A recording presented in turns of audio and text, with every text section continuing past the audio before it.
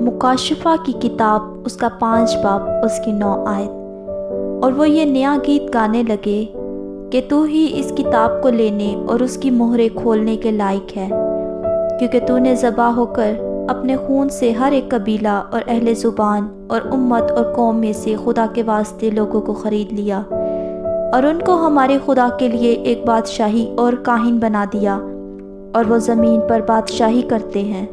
اور جب میں نے نگاہ کی تو اس تخت اور ان جانداروں اور بزرگوں کے گردا گرد بہت سے فرشتوں کی آواز سنی، جن کا شمار لاکھوں اور کروڑوں تھا، اور وہ بلند آواز سے کہتے تھے کہ ذبح کیا ہوا براہی قدرت اور دولت اور حکمت اور طاقت اور عزت اور تمجید اور حمد کے لائق ہے۔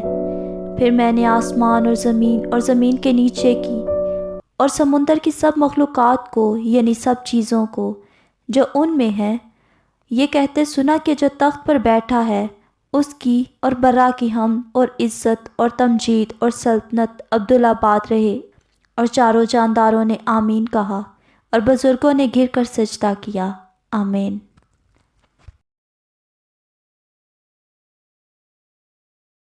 ویڈیو اچھی لگی تو ویڈیو کو لائک کریں، چینل کو سبسکرائب کریں اور بیل آئیکن پریس کرنا نہ بھولیں۔ And thanks for watching.